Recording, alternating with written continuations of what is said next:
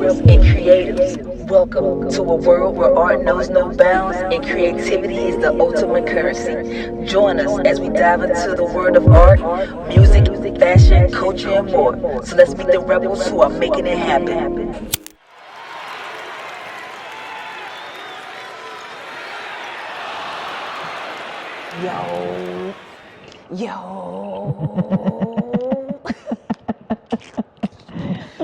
We have the legendary DMV's own JayCee.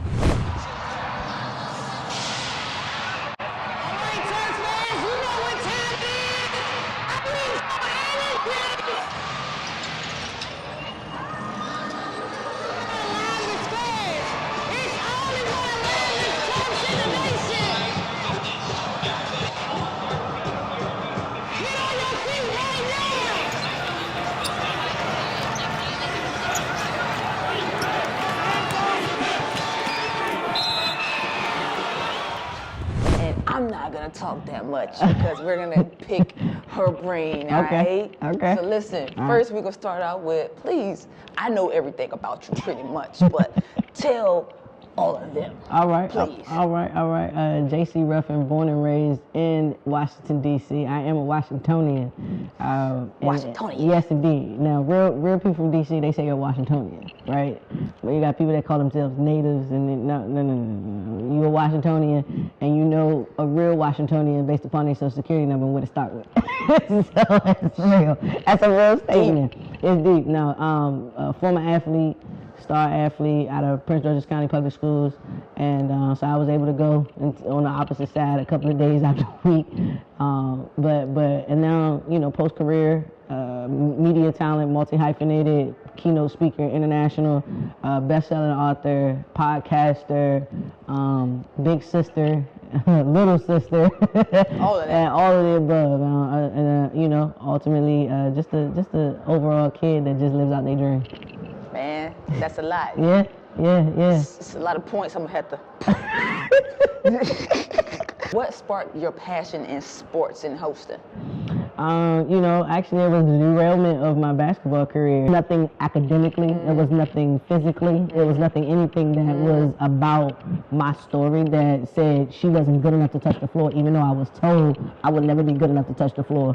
And so, ironically, today I serve as the in-arena host for the, University of Maryland women's basketball team, and I used to be a part of Coach Brenda Freeze's camps.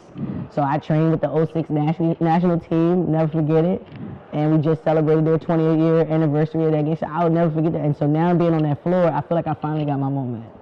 I really felt like I finally got my moment. I knew I was going to play D1, but I'm playing D1 now, even though I didn't get to as an athlete. And super excited about it.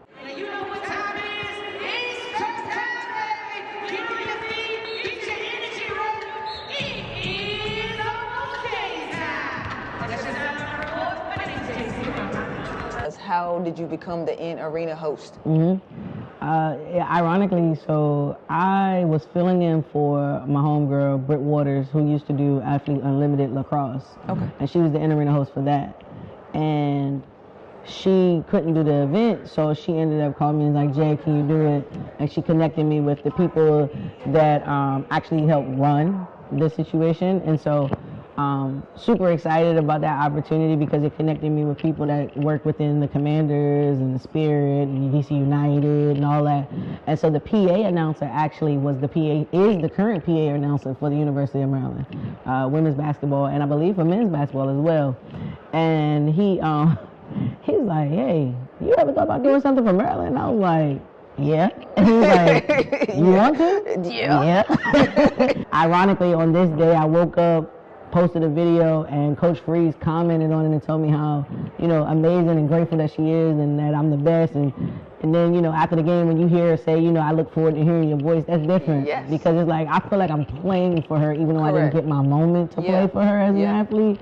But it's kind of like I'm still getting my just due in these moments. And it gives me chills, honestly, because in that moment. So with the chills, how do you deal with that high pressure that comes with sporting events? You know what? Being a former athlete, like, you're used to the light, right? And that's true. So there's no matter whether it's a high level or low level or whatever that looks like, you're at a point where you can see that you belong in those areas.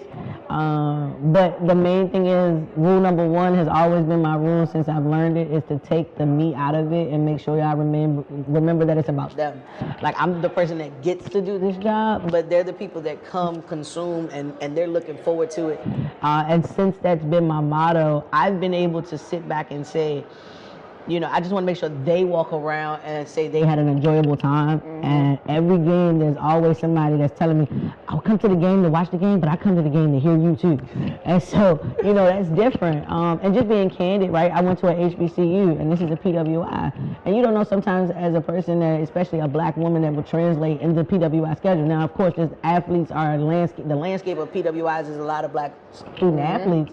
But I didn't go to Maryland, right? And so you try to make sure that you embrace the ability to say, I belong here, but this is your home. And no matter what, I like to call this my home now, but I'm still a guest that makes sure that I'm taking care of their home because they've allowed me to come in it. So the pressure is not really there. It's just taking the me out of it, so that way it's always about them.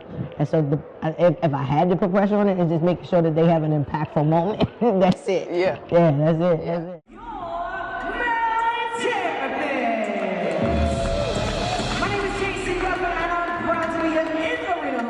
Speaking of moments, do you have like a moment where you thought was like mind blowing? Yeah, the 06 national team just celebrated 20 years, and I hadn't seen them since I was a kid in Coach Freeze's camp. And so to see KT come home, and, you know, she hit the game-winning shot, so everybody, the legendary, you know, super score, right? There was so many people that was home. And so I think I was like a kid in a candy, so I remember standing over there, and I just had chills the whole time, just like, oh my everybody God. coming back. Yeah, it's like I didn't fan out, but I felt like I was fanning out. You were fanning out. Because I was like, yo, like, I get to go, like, these my peers, and at the same time, like, I still get to celebrate them and be like, welcome home. Like, and then, like, those were the moments that I wanted to be a part of. And it's like, I got to be a part of the moment that I wasn't a part of. Yes.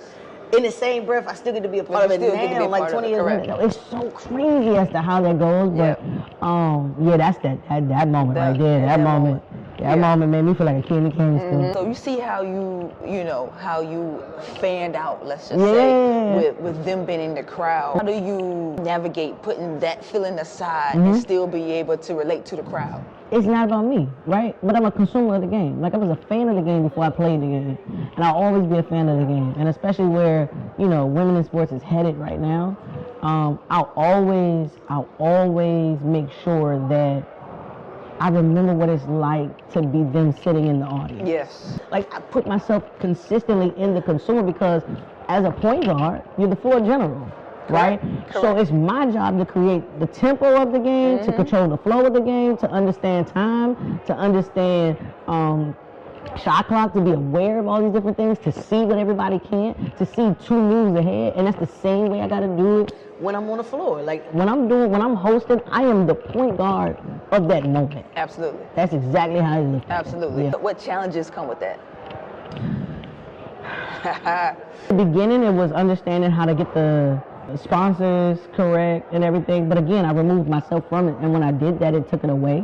So that took the nerves out of it for the most part. And then I think the opposite side of that is, as a person who never really got that moment to put that jersey on and run out the tunnel and be called in the starting lineup ever again after high school, I think sometimes the challenge is that I do have those moments and I wrestle with, you know, this is not your game, right? Like, you're a part of the game, but this is not your game, this is their moment. And just making sure that I keep that at the forefront. I could never have imagined me sitting in the seat and wearing this emblem on my chest. And, you know, and it's because I'm doing something with women's basketball. Right. You could have told me, this was going to get planned out any better. Right. So how do you handle, like, your balancing your style with, like, I don't know if I'm saying it correctly, as far as like the rules of hosting. So how do you balance that? I mean, you know, it's interesting because I used to not tell anybody like what I used to call my secret sauce. But now I'm like, yo, my secret sauce is my secret sauce, and y'all can't be me and I can't be you, right? I've never had a female mentor in this industry. I always studied the guys. Okay. A lot of the reason why I did that was because they got paid. That's interesting. And the female face was always looked at as the second person, right? Like the face. The guy was the energy.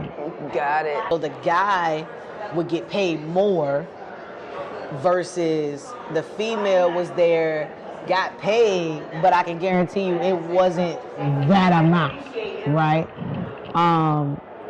So in learning, I wanted to learn what they did, and I did everything they did with a feminine touch. What would be your advice that you would give to a future host that's looking, up to you? What would be your advice? So the advice that was given to me, I will give it, but I will say it differently, right?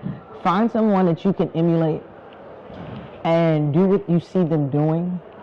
The problem is when they told me that, they didn't tell me to make it my own. So in this generation, the best thing about, like, that worked back then. Yeah.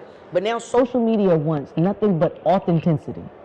So if you could just know who you are, I would say right now, the best study you can do is the one on yourself.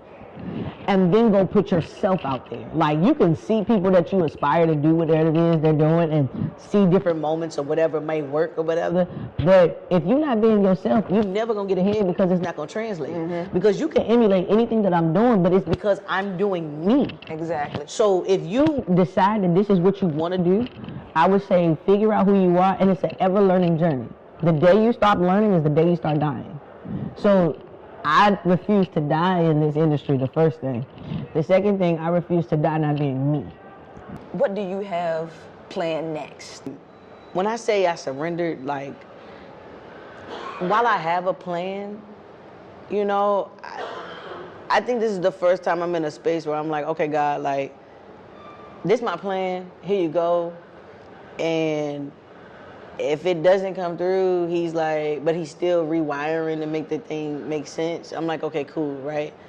On the opposite side of that, you know, revamping my podcast to bring that back out after the season with JayCee Ruffin, which is a spinoff from my second book. And going back in and becoming the top motivational speaker for schools.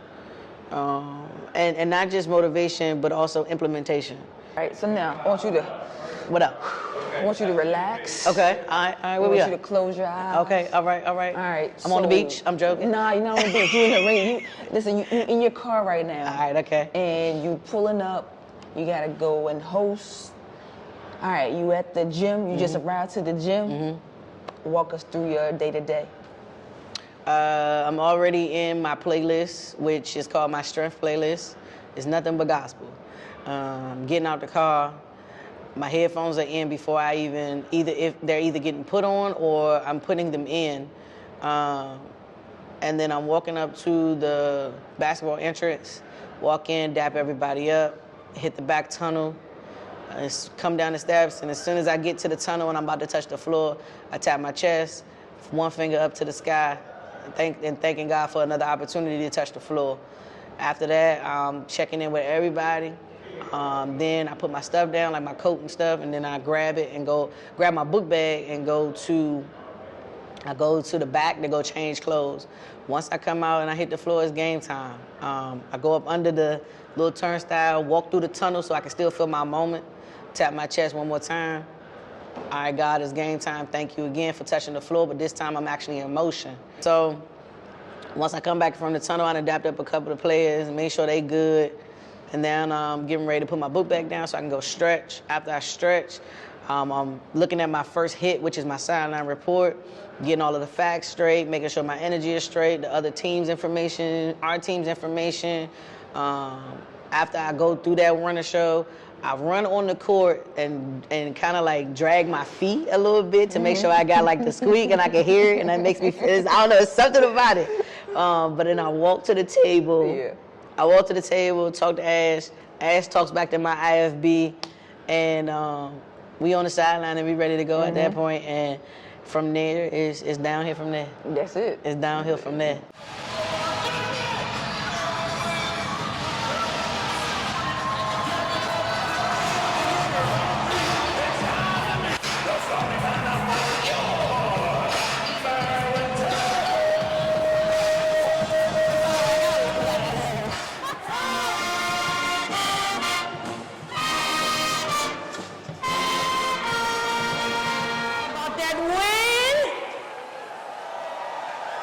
Simple, hometown hero, and new career high of 18 points. Out the gate immediately with a three-pointer. What sparked the energy for you to come out and say, you know, this, we're going to take it from the beginning? Man, I mean, we've been on a winning streak. I think I spent a little extra night. It's just nice to be out here in front of all of you. We appreciate the students for coming. And we have the best fans in the country, so. 100%. As today was focused on the singers and Yarden and Sailor, right, and Mir, what have you learned specifically from them that has helped you with your growth on the floor as you continue to lead within this program? Yeah, I mean, just take it from their leadership. They're all great leaders. If you know them as people, they're all great people as well. So I kind of just take after that, and I'm happy we get a win on their night. So. All right, kid, well, congratulations on a new career high. And one more time for your women's basketball team.